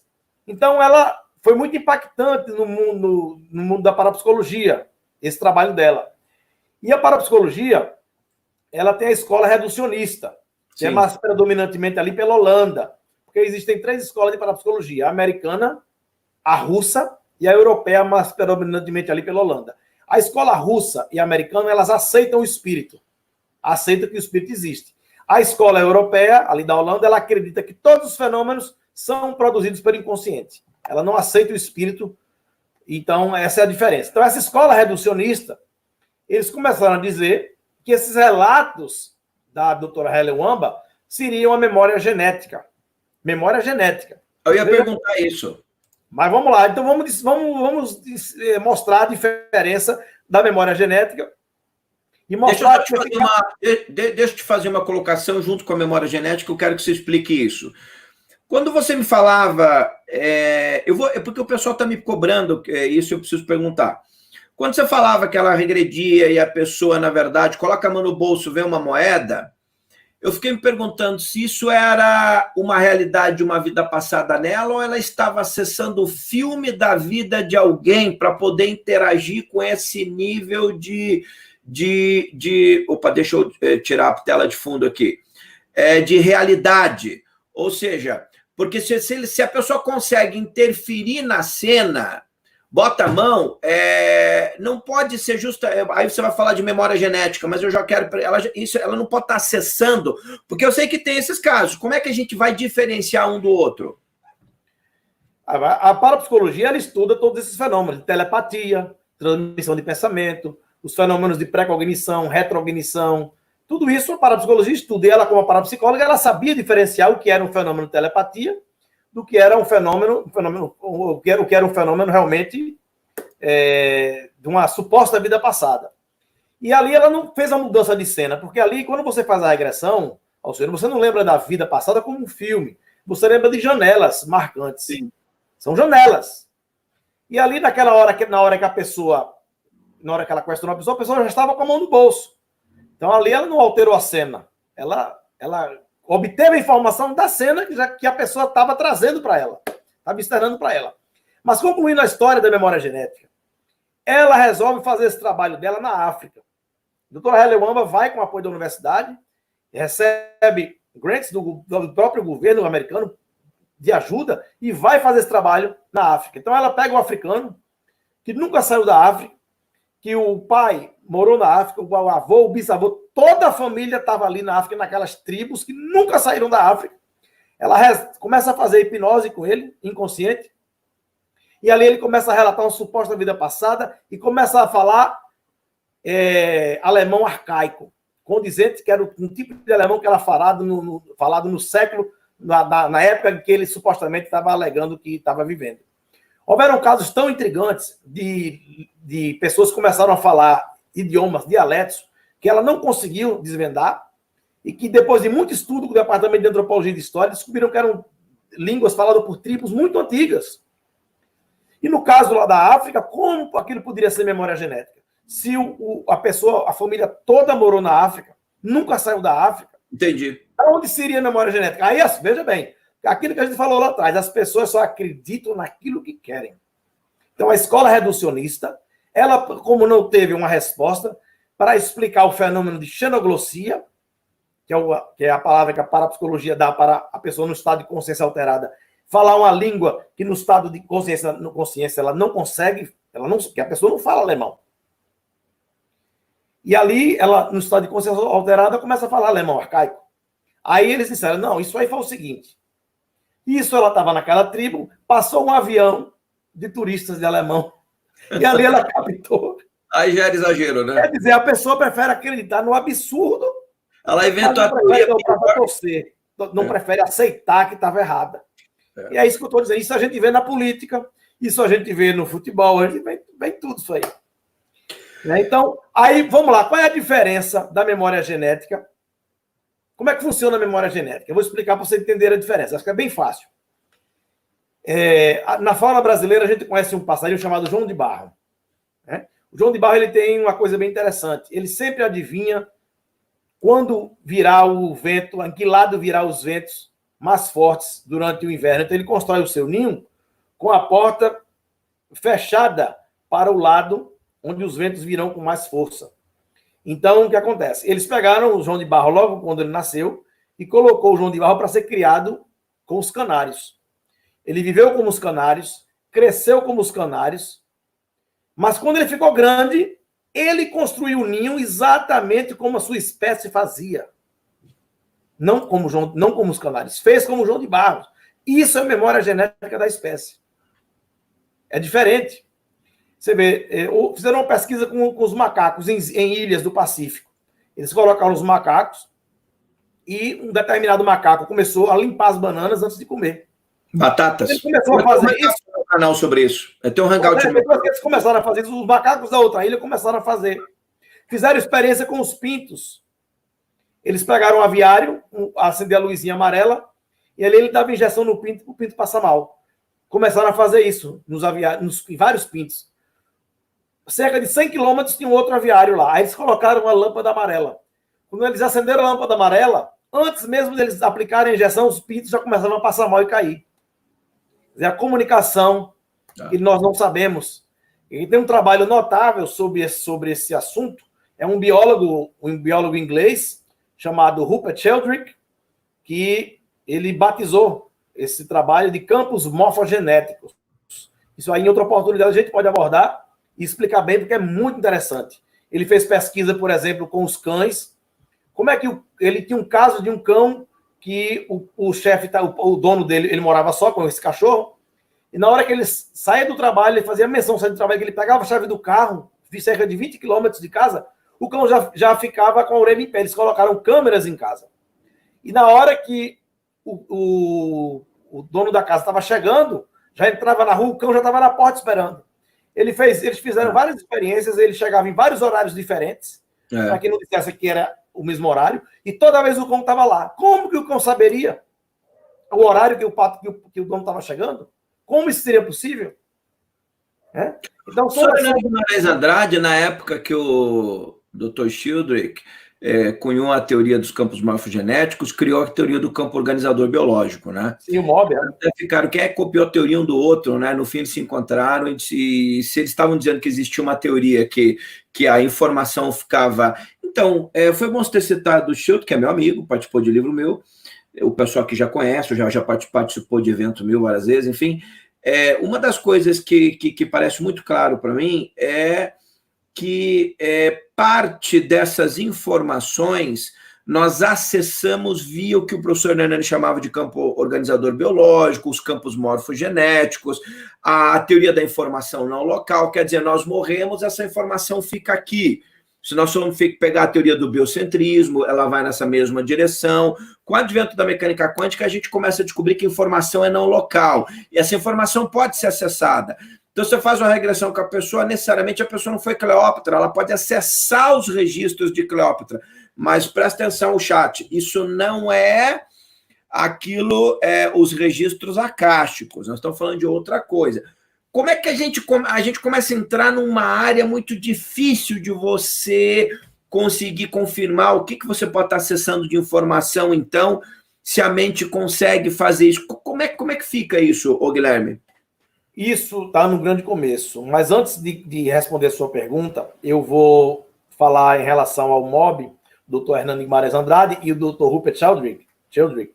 Antes deles dois, esse campo morfogenético, ele já foi essa possibilidade já foi apresentada por um médico americano chamado Harold Saxonby. Foi professor da Universidade de Yale, nos Estados Unidos. Ele passou 35 anos da vida dele estudando como o ser humano era formado, porque ele queria entender como seria possível o ser humano ser formado. Então, ele passou a vida toda estudando e, no final, ele lançou um livro chamado Life Field, Campos de Vida, que nada mais, nada menos seria os campos morfogenéticos do Dr. Rupert Sheldrake. Só que isso foi na década de 60. E lá na Universidade da Virgínia, na Universidade de Yale, nos Estados Unidos, tem um quarteirão inteiro que foi batizado com o nome do Dr. Harold. Só para você já é uma teoria antiga. Vamos supor, ele pegou uma salamandra em estado embrionário, cortou a cauda da salamandra, colocou no lugar da pata. Cortou a pata, colocou no lugar da cauda. Com o passar do tempo, o lugar que era cauda foi voltando a ser pata, e o lugar que era pata foi voltando a ser cauda. Como se ela tivesse uma informação energética, dizendo que o lugar que era pata não podia ser cauda, o lugar que era cauda não podia ser pata. Então ele chega à conclusão que todo ser orgânico e inorgânico tem um campo estruturador da forma. Então ele levanta a hipótese do perispírito. Só que ele tinha um grande amigo, que era o doutor Gustavo Stromberg, que foi diretor do Observatório de Monte Wilson, na Califórnia. Esse homem também foi um homem que tem um trabalho brilhante. Ele, na época que o homem foi à Lua, foi ele que colocou uns raios laser para medir a distância da Lua da Terra. Esse trabalho desse homem é um trabalho bem interessante. E ele fala, o Dr. Harold falou dos campos do Life Field como biólogo. Só que eu vou dar minha opinião como físico, porque para um campo existir, tem que ter um agente que produz esse campo. Que dentro da física, dentro das leis da física, não se concebe a existência de um campo sem um agente que produz esse campo. Se o ser humano tem um campo, quem é o agente que produz esse campo? Então ele levanta a hipótese da consciência do espírito. Sim. Então podemos dizer que esses dois cientistas foram os precursores do espírito e do perispírito. E a consciência agindo fora do corpo físico, né? Exatamente. Em relação à sua última colocação, a gente estuda a possibilidade dessas informações estarem aí e a gente acessar as informações. A possibilidade, a hipótese da parapsicologia é da memória extracerebral, extra de fora, a memória fora do cérebro. Por isso que quando as pessoas fazem a regressão de uma suposta vida passada, elas lembram aquela informação que não foi desse cérebro, mas de um outro cérebro. Mas essa informação ela estava em algum lugar. O cérebro morreu, o cérebro acabou, mas a consciência acabou. A informação não pertence ao cérebro atual. Essa informação está em algum lugar, no espaço, fora do tempo, fora do espaço, que nós não sabemos. Como você consegue prever, como os paranormais conseguiram prever os acidentes? Tem uma matéria com aquele Rodrigo Tudor, que é um paranormal, 3 dias antes do atentado às Torres Gêmeas. Está aí na internet ele dizendo que via os aviões batendo no prédio, muita coisa dourada. Como aquilo ainda não é, Guilherme? Como isso seria possível? Deixa eu te fazer uma conexão bem interessante, né? Porque a gente nem sempre consegue fazer uns hangouts assim de nível mais elevado com convidados. Por exemplo, a gente pega os estudos do Dr. Sampaio, por exemplo, nos Estados Unidos, que fez o maior estudo de pesquisa pós-morte recente. Sim. A gente vai ver que o cérebro, quando está com uma frequência muito baixa, não poderia estar produzindo memória. E mesmo assim, a pessoa volta à vida e lembra de tudo, mostrando que a informação está na consciência daquela pessoa, porque o cérebro não poderia estar produzindo nem lembrar da informação. Então, por exemplo, na hora que a consciência está, eu vou colocar essa palavra ainda que não seja mais acertada, mas para o pessoal entender, está fora do corpo físico, ela não está fora do nosso espaço-tempo como hora funciona, e ela não está conectada a outras consciências. Então, assim, no caso dos paranormais, não talvez fosse... Nós tivemos aqui, eu fui muito próximo à Faculdade Espírita do Paraná, a primeira do Brasil, do meu amigo Otávio Lissec, tinha o curso de parapsicologia, grandes professores lá. O paranormal não é alguém, talvez, que possa ter fora do nosso espaço-tempo a consciência dele, acessar outras consciências e ver esse futuro, entre aspas? Pois é, mas paralelamente, sim, isso aí é o que deve ser, o que acredito nisso, mas paralelamente a gente tem que levantar outra hipótese também. Passado, presente e futuro é uma criação humana. Esse passado e presente e futuro pode estar acontecendo ao mesmo tempo. Né? Então, no estado de consciência alterada, aquele paranormal, ou até uma pessoa mesmo, através do sonho, ele pode acessar essa informação, ele ir na frente, ver aquilo acontecer e voltar. Aí isso já abre mais uma questão, mas o futuro existe, o destino existe, o futuro já está pronto, ou a gente faz o futuro? Então são questões que a gente vai abrir. A gente abre uma porta e tem mais 2 para abrir. Abre uma, tem mais 3. Abre uma, tem mais 4. E por aí vai. Então isso é fazer ciência. Entendeu? Isso é fazer ciência. E as pessoas querem fazer espiritismo sem ciência. Não existe. Por isso que é importante a gente separar o que pode ser vida passada, o que é acesso de memória, o que é campo mórfico. Você falou que ia falar do professor Hernani Guimarães, por favor. Não, justamente era isso aí. O professor Hernani, ele quando começou a desenvolver esse trabalho do modelo organizador biológico, ele fez, após estudar, o trabalho do Dr. Harold Sestambi, que foi o precursor.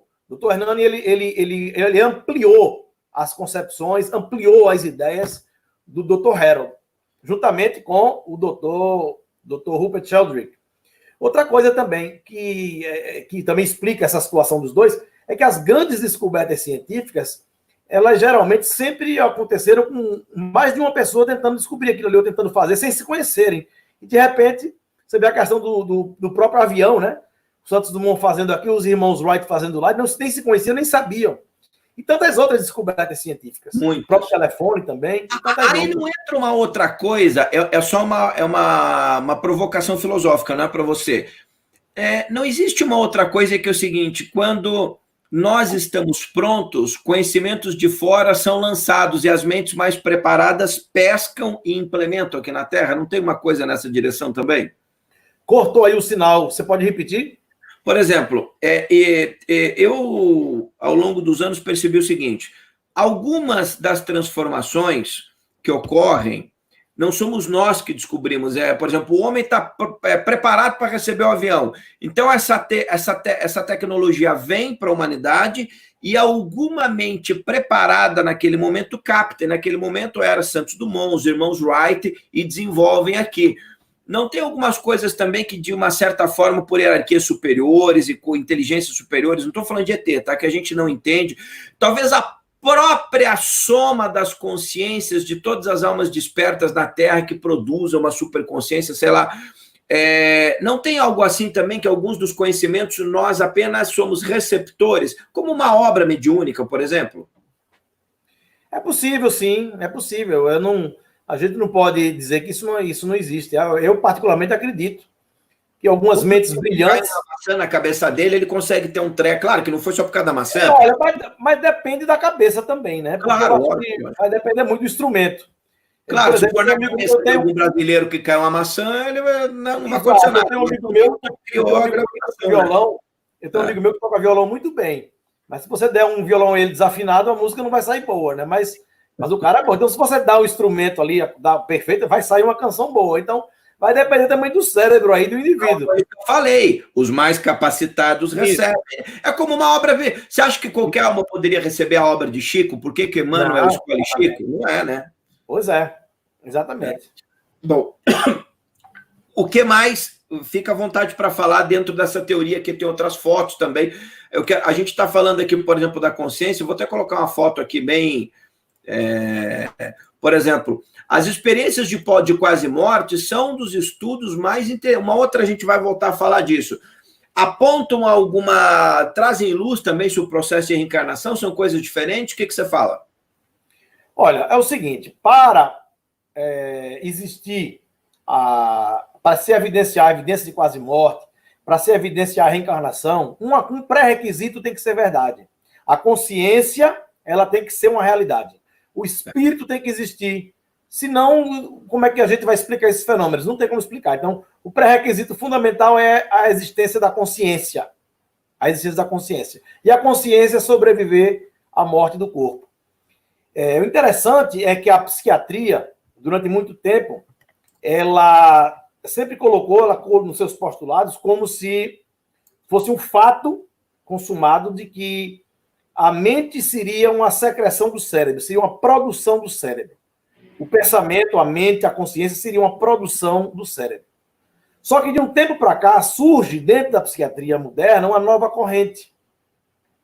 Porque se colocou que a consciência era como fato estabelecido de que a consciência seria produzida pelo cérebro. E com essa nova corrente da psiquiatria hoje, que é a corrente espiritualista, que alega, que afirma, levanta a hipótese de que mente e cérebro são duas coisas separadas, que consciência e cérebro são duas coisas separadas. Então, hoje, a parapsicologia está dividida. Existe a corrente reducionista, que é essa que eu falei, e essa nova corrente, que é a corrente espiritualista, que ela acredita de que mente e cérebro são duas coisas separadas. É como se eu ligasse a televisão aqui, na CNN, não vou falar Rede Globo não, mas na CNN, e a CNN estivesse gerando as notícias para você. E eu pergunto, quem está gerando as notícias é o aparelho de televisão ou é a CNN? É a CNN que está gerando através do aparelho de televisão. É como se a CNN fosse a mente, a consciência, o espírito, o nome que você queira dar, e o aparelho de televisão fosse o cérebro. Essa é a comparação perfeita. Então, se eu mostrar isso aqui para a pessoa, o que é isso aqui e ela conhecer, eu já expliquei isso aqui.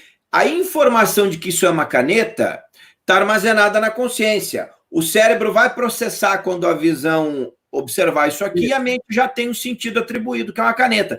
Mas se eu mostrar uma coisa que a pessoa não sabe o que é, o cérebro fica tentando processar e a mente não consegue atribuir um sentido, porque a informação não estava anteriormente guardada na consciência, ela não sabia o que era. Isso muda todo o paradoxo de como nós entendemos medicina, armazenagem de informações. Veja, nós estamos falando aqui, eu estou dando uma acompanhada no chat, nós estamos falando uma coisa aqui que as pessoas não têm a menor ideia do que muda na história da civilização. Mas vamos que eu tenho que concluir meu raciocínio. Conclui lá, conclui. Em relação a essa questão, que eu estou falando cientificamente,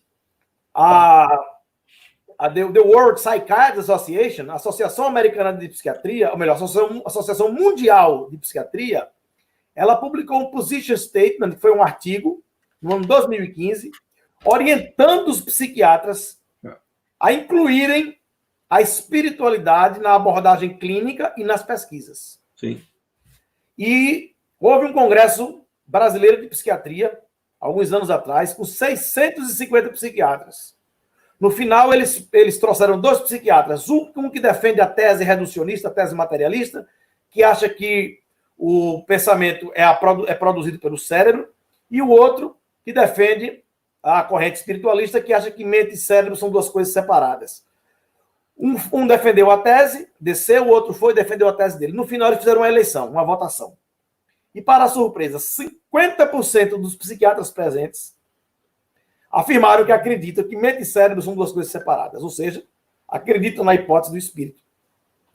E 72% eles perguntaram lá, eles confirmaram de que você acredita que tudo que existe no universo é só matéria e partículas. 72% disseram não, acreditam que existe algo além da matéria. Tem só uma mudança de paradigma muito grande dentro da psiquiatria. A psiquiatria hoje, ela estava na idade da pedra, como na Idade Média você achava que o coração sentia, e até hoje a gente tem hábitos errados. E Alcione tem um bom coração, aí Alcione vai no cardiologista, é um cardíaco. Se Alcione tem um mau coração, Alcione vai no cardiologista, está perfeito. Então, da mesma forma como não é o coração que sente, o cérebro também não pensa, muito embora todo mundo pense pelo cérebro. Então você vê a mudança de paradigma. A psiquiatria hoje, o paradigma da psiquiatria hoje é tudo que é abstrato, o não palpável, é que está norteando hoje a psiquiatria. E a mediunidade agora, hoje... A psicologia no Brasil, termina ali, eu preciso te interromper para você conseguir encaixar quando der. Você não acha que a psicologia no Brasil começou a patinar, principalmente, eu não quero falar de política, né? Mas por essas gestões desastrosas que nós tivemos nos últimos governos, me parece que a psicologia no Brasil virou uma fronteira de malucos. Não sei se eu estou... É o meu jeito de falar, mas quando a gente olha, por exemplo, lá fora... por exemplo, eu entrevistei o Dr. Harold Koenig, você sabe quem é, da Duke, há 2 anos. Nós temos no Rio, em São Paulo, a Unicamp, a Associação Médica Espírita usa algumas ideias, mas o Brasil não parou muito, seja na psicologia, na psiquiatria, nessas áreas, Guilherme? Não está muito atrasado? Uma observação que eu notei, conversando, eu participei agora recentemente em São Paulo, no final do ano passado, do encontro da Associação dos Psicólogos Espíritas Brasileiros do Brasil. Eu participei lá agora acho que foi em novembro do ano passado. E a gente conversou muito com os psicólogos, assistiu várias palestras de vários psicólogos. O Jader, que também é um pesquisador, amigo nosso, participou lá também, palestra maravilhosa. E a gente conversou com muita gente lá. E a gente nota o seguinte hoje, Jung, que era muito esquecido dentro das universidades, hoje está começando a entrar ali. E eu estou achando isso maravilhoso, porque eu gosto muito de Jung. As obras de Carl Gustav Jung, para mim, são maravilhosas. E a gente vê essa mudança aí. Isso é muito positivo, né? Porque Jung rompeu com Freud, porque Freud era limitado quanto às questões transcendentes. Sim, sim, sim. Agora, essa questão política aí, eu realmente não prefiro não opinar, porque eu realmente não conheço. Não, não é política, eu quis dizer assim, eu não quis dizer política, eu quis dizer com a metodologia dos últimos governos, não importa quem seja, algumas áreas, bom, não é novidade, né? A gente está no fim da fila da educação global, mas aí sofre muito áreas como psicologia, psiquiatria, fronteiras do conhecimento, o nosso projeto espacial ficou todo parado, mas principalmente eu vejo que áreas mais sensíveis, como psicologia e psiquiatria, ficaram bastante limitadas no Brasil. É claro que se você fala dos psicólogos espíritas, ok, mas eu digo da classe como um todo, assim, ou você está vendo ressurgir aí novas fronteiras de possibilidades? Olha, tudo é um contínuo, o mundo é um contínuo refazer, né? Cada dia a gente vê coisas novas, situações novas. Eu tive a oportunidade de conhecer um grupo de terapia de vidas passadas. Conheci a psicologia transpessoal, que é a quarta força da psicologia. Sim. Então, assim, eu acho que a gente está vivendo realmente um momento de transição na área do conhecimento. Eu não tenho dúvida quanto a isso. E a sua colocação, eu não só acho que ela venha se restringir apenas à questão da psicologia, da psiquiatria. Eu acho que todas as áreas do conhecimento acadêmico. A mudança de paradigma está sendo muito grande em todas as áreas. Mas na questão da medicina, muitos valores. Como? Não, diga. Se o espírito, a consciência, por exemplo, ela se tornar uma realidade, se for provada como já sendo evidenciada hoje, a mudança na psicologia, na psiquiatria, vai ser muito grande, né? Se você, como psicólogo, você olha para o seu paciente ou cliente, hoje é cliente, não é mais paciente, chama cliente. Você olha ali para o seu cliente e você vê ele com um transtorno, uma situação, e você vê que aquilo ali é uma alma que já teve várias vidas, é um espírito que está ali, que a idade do espírito não é a idade biológica do corpo. A sua leitura sobre aquele paciente, ela vai ter que ser outra. Tudo vai ter que ser revisto na música, né? Se nós somos dois, alma e espírito, no direito. Então a mudança vai ser muito grande. E eu digo a você, eu particularmente, eu quero crer que nos próximos 20 anos a consciência ela seja evidenciada como uma lei da natureza. Lei da natureza? Por que lei da natureza? Porque está presente, porque existe, porque os materialistas negam a existência da consciência. E se ela vier ser evidenciada como algo que pertence à natureza, é uma lei da natureza. Né? Mas não seria uma lei da espiritualidade sendo evidenciada pela ciência? Mas se está na natureza, Alcione, se ela faz parte da natureza, o espírito ser algo da natureza, fazer parte, você, Alcione, é parte da natureza. Todos nós somos parte da natureza. Então, a consciência... Você está falando da natureza do ponto de vista do todo, não da natureza todo geral, da Terra. Tá, entendi. Tá, ok. Explica para as pessoas a diferença de perispírito, espírito, alma, que tem muita gente, do ponto de vista espírita, é lógico, que muita gente não consegue entender. A da alma por espírito é fácil. A alma é o espírito reencarnado, o espírito encarnado. Né? O espírito é quando ele está fora do corpo. Se você está encarnado, você tem alma. Você morreu, você tem espírito. Exato. Agora tem uma alma. Morreu, tem espírito. Essa é a diferença. E o perispírito é que nós... como se nós fomos 3 em 1. Esse corpo nosso, esse corpo biológico, é a forma de uma forma invisível. Essa forma é uma forma energética que dá contorno, contexto, até a função dos nossos órgãos. Esse campo energético, o campo do Dr. Rupert Sheldrake, o campo, o life field do Dr. Harold Sestambi, é o perispírito. Sim. Esse corpo da gente é a forma de uma forma invisível.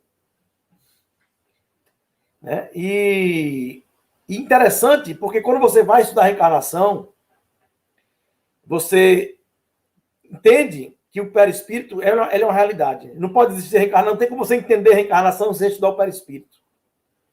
Você vê, teve um caso de um de um indivíduo que ele nasceu com síndrome de Down. Ele não andava, não falava, ficava numa cadeira.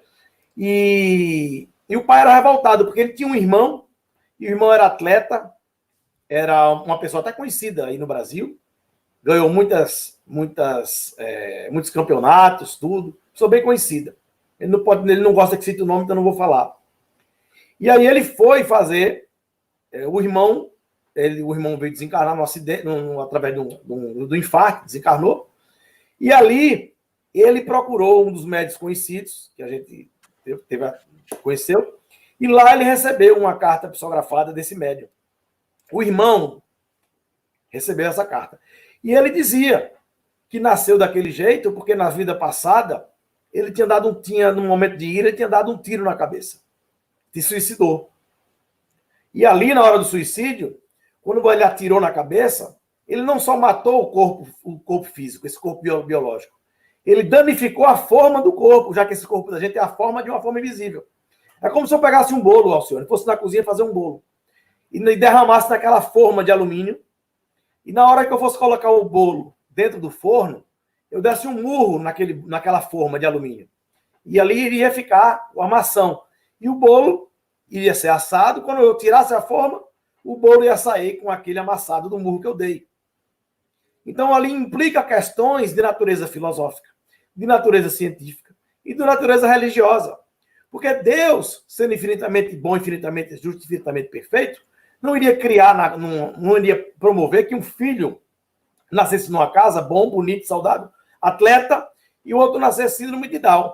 Porque meu pai da terra não ia querer que isso acontecesse, não ia permitir que isso acontecesse. Como é que meu pai pode ser maior do que Deus? Infinitamente bom, justo e perfeito. Então, ali, quando ele vem trazer, porque na hora que o espermatozoide fecunda o óvulo, que está ali, aquele processo, aquela automação celular, ali também está presente aquele condensado energético do Dr. Harold Sextambi, que é a consciência, que é o espírito está ali presente, o perispírito está ali formando no caso, aquele condensado energético.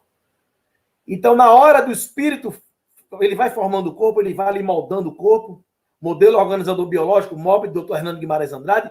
Na hora dele formar as vias neurofisiológicas, ele não vai encontrar ressonância magnética, por quê? Porque aquela forma foi danificada.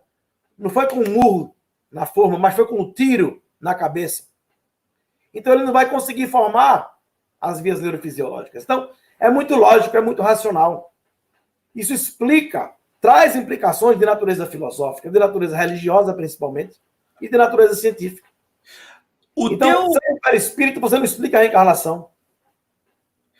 O teu exemplo é extraordinário, mas eu vou te fazer uma pergunta dura, que enquanto você falava isso aí, me veio aqui, mas se prepara aí.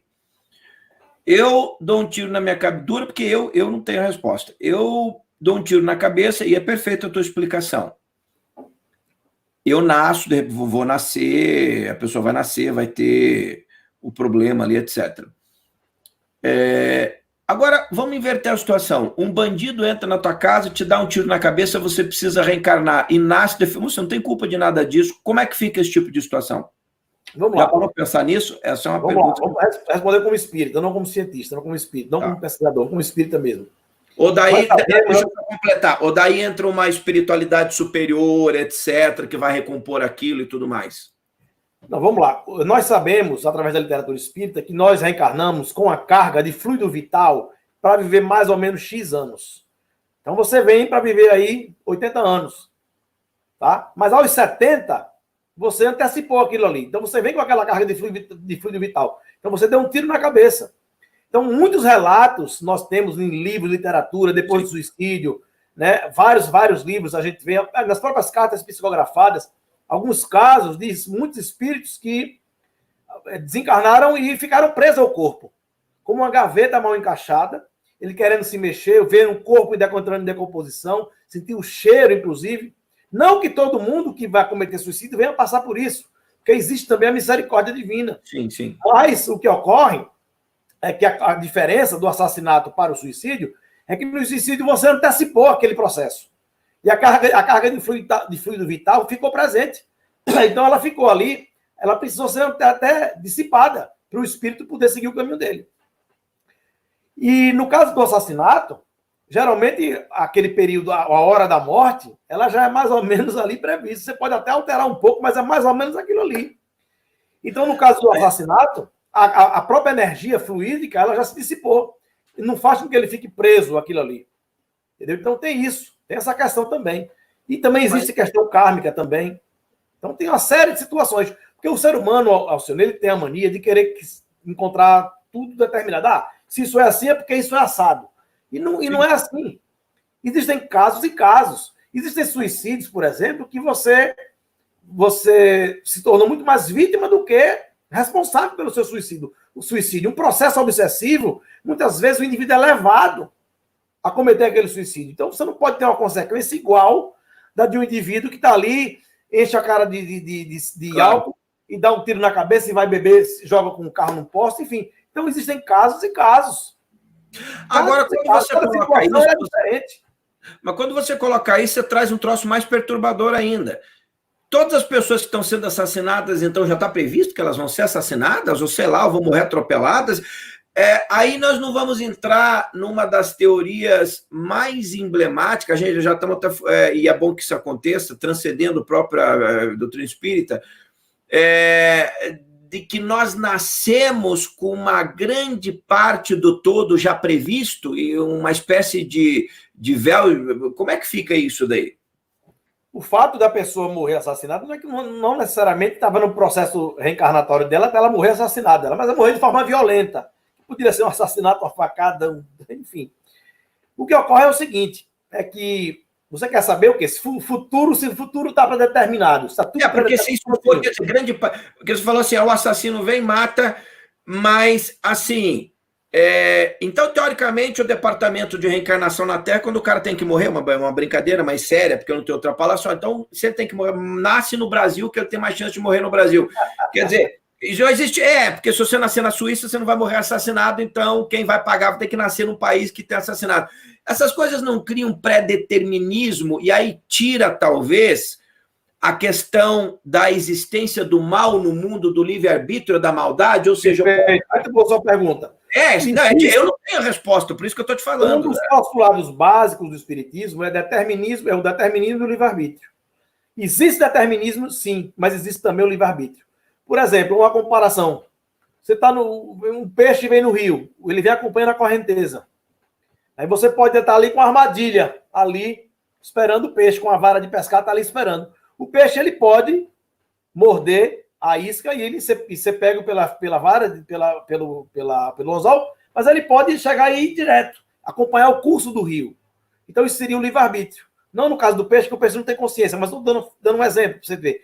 Não é que determina, necessariamente você vai ter que comer, o peixe vai ter que comer a isca, mas ele vai ali ter aquela opção. Ele pode comer a isca ou ele pode seguir.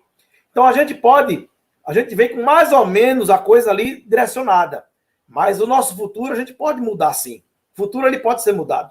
Nós construímos o futuro a cada dia. Os mesmos desafios para ver se a gente já conseguiu estar preparado para evitar aquilo. Eu vou dar um exemplo prático. Eu nasci no Brasil, né? Mas eu estou louco para ir morar lá nos Estados Unidos. Eu não escolhi, quer dizer, eu posso ter escolhido lá no plano espiritual ter nascido aqui, mas eu não quero morrer aqui, não. Eu vou me embora. Eu vou morar lá. Mas eu estou pegando pesado com você, mas a grande verdade é o seguinte.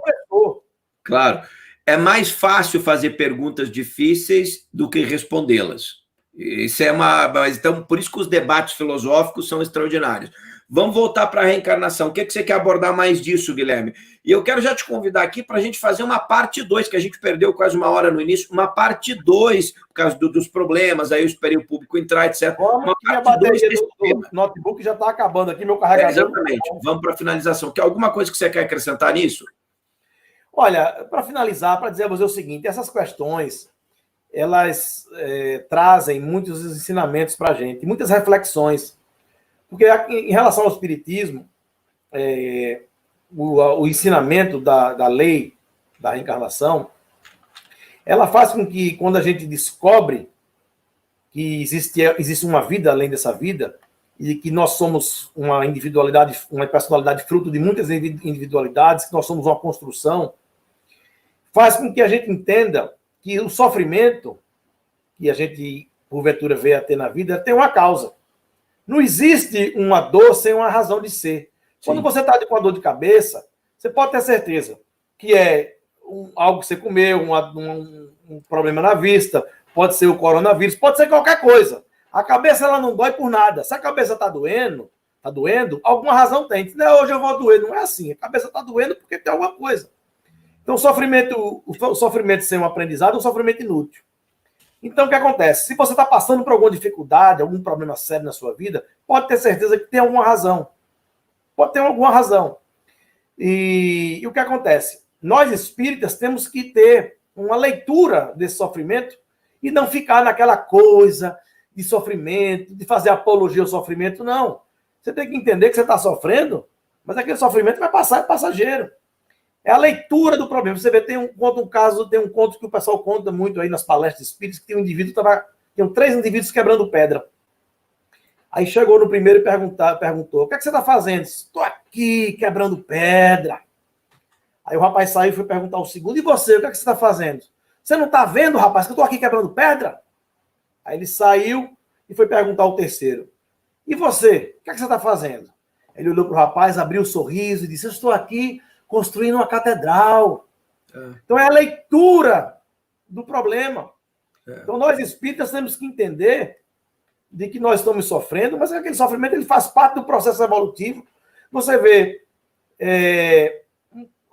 se você pegar meu braço e der um murro aqui, com a mão no meu braço, ele vai ficar roxo, não vai? E vai ficar, depois de alguns dias, preto. O que é isso? São as células mortas que o organismo está pondo para fora. Então, muitas vezes, a gente põe aquela coisa ruim para dentro da gente, põe o orgulho, põe o egoísmo, põe a raiva, e aquilo se transforma em quê? Em câncer, embolia pulmonar, doenças degenerativas. Você vai dizer, foi Deus que colocou? Não. Porque dentro de nós usa a perfeição, Alcione. Agora, a doença não salva muito bem. Quando a gente põe a imperfeição para dentro, ela se transforma nessas doenças. Olha, antes de acabar a tua bateria, eu quero colocar 3 coisas, deixar uma pergunta para você. Eu só quero ver aqui, porque ele me pegou, o Valmon Lopes. Parabéns, Guilherme Velho, é um espírita super mesmo, espírita. Você conheceu o Alamar Regis Carvalho, que morreu em 2001, tem uma obra como um... Alamar era meu amigo, pessoal. Tá explicado. Inclusive, eu queria também... Vamos ver se esse teu canal mesmo, essa turma assiste mesmo teu canal. Eu quero que vocês entrem no meu canal lá, Guilherme Velho Oficial, curtam lá, dê um like lá, a gente vai movimentar esse canal lá. Tem muitas palestras minhas lá, inclusive, eu dei uma entrevista agora no final do ano lá no programa do Amaury Júnior, foi bem interessante. Eu vi, foi muito bom. 1 hora para todo o Brasil no programa do Amaury, já tem, nos 4 canais que ela está lá veiculada, tem mais de 350 mil visualizações. Tá, tem também lá, a gente conta a nossa experiência lá na faculdade formadora de médiuns, lá na Inglaterra, The Arthur Findlay College, que a gente teve lá, inclusive essa faculdade, até falei para você, lá eles formam médiuns, eu não sabia que existia, e alguns desses médiuns ficam à disposição da Scotland Yard para desvendar vários crimes hediondos, serial killer, e vocês podem assistir lá no canal, lá no YouTube, no meu canal. Podem adicionar também no Instagram, velho.guilherme, eu sou um velho que eu já nasci velho. Velho.guilherme, e pode chamar para conversar que a gente bate papo, eu não sou chato não, eu converso. A ORS compra e vendas de grãos, eu tenho um filho autista e vejo o número crescente de autistas nesses últimos anos. Teria alguma associação com vidas passadas, essa síndrome que está aumentando? Sem sombra de dúvidas. Sem reencarnação, você não explica a síndrome de Down e o autismo. Quer completar alguma coisa nesse sentido ou não? Então, eu queria agradecer essa oportunidade. Não, completar essa pergunta de autista ou não é isso? É autismo ou não? Está aumentando mesmo? Por que está aumentando a quantidade da síndrome? Olha, realmente a gente não sabe. Isso aí dá uma resposta precisa sobre isso. Sim, entendi. Tá. Não dá. O Fernando da Silva, o problema do livre-arbítrio dá pano para manga. Dá um hangout inteiro sobre esse tema, é verdade. Não tem, com certeza, dá um hangout inteiro. Vamos combinar de voltar nessa pandemia semana que vem aqui para um outro bate-papo, daí a gente já sabe que o celular não dá, o notebook, já 9 horas em ponto, iniciamos no tema. Fechou. Temos muitos assuntos. E eu vou te passar uma relação de temas aí, você escolhe o assunto que você quiser. A gente podia fazer um sobre mediunidade, né? Vamos falar.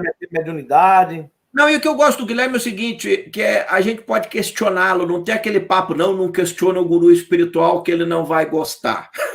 Não, aqui você pode perguntar tudo. O que eu não souber, eu falo, olha, senhor, eu não sei. Não tem problema nenhum. Muita gente elogiando, excelente essa live, maravilhosa, excelente. É claro que tem que a Bíblia não fala de. Olha, eu sou cristão, tá ali a Bíblia de Jerusalém, tá lá o Arcanjo Miguel, que as pessoas não entendem. Olha, a Bíblia, eu vou concluir, já não vou concluir. Tem a terceira passagem que eu não falei.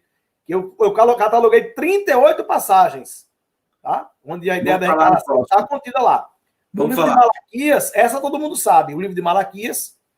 O livro de Malaquias eles já falavam da volta do Messias, a volta do Elias, que viria voltar para anunciar a vinda do Messias. Como é que você pode falar que alguém vai voltar, se essa ideia não estiver fundamentada na ideia da reencarnação? Então, Elias ficou de voltar para anunciar a vinda de Jesus. No Novo Testamento, os apóstolos perguntaram a Jesus: Senhor, e o Elias que iria voltar para anunciar a sua vinda, que não veio? Aí Jesus responde: o Elias que haveria de vir já veio, viveu entre vós e vós não vos reconheceres. Pode olhar lá, está lá bem grande. Aí abre aspas. E os apóstolos entenderam que Jesus falava de João Batista.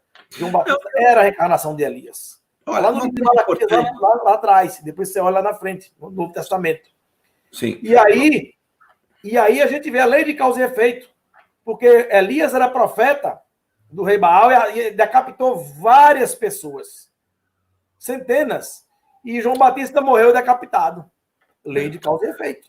Eu acho, por exemplo, que quando a gente fala de reencarnação, é uma opinião externa agora, nós deveríamos esquecer a Bíblia. A Bíblia não fala de física quântica, não fala de internet. Por exemplo, se a gente quiser entender o cristianismo, não é para você que eu estou dizendo, estou falando para as pessoas do chat e outras pessoas. Por exemplo, não adianta a gente tentar. Porque Jesus não falou de física quântica, não falou de internet, não dava. O próprio Cristo falou: olha, tem muitas coisas que eu gostaria de falar, vocês estão preparados para entender. Então, o que eu vejo, na verdade, é que a gente deve tentar explicar esses mistérios, essas outras coisas, em novos contextos. Na minha visão, eu posso falar porque eu não sou espírito, não pertenço à federação, não quero ser, etc. Um dos erros que eu vejo é o pessoal tentando, naquilo que você falou lá no começo, levando mais o Evangelho segundo o Espiritismo como o livro mais importante e menos o livro dos espíritas, porque você fica apenas com a questão da religiosidade e esquece a ciência, que eu acho que é o mais importante, Guilherme. Só isso que eu queria colocar.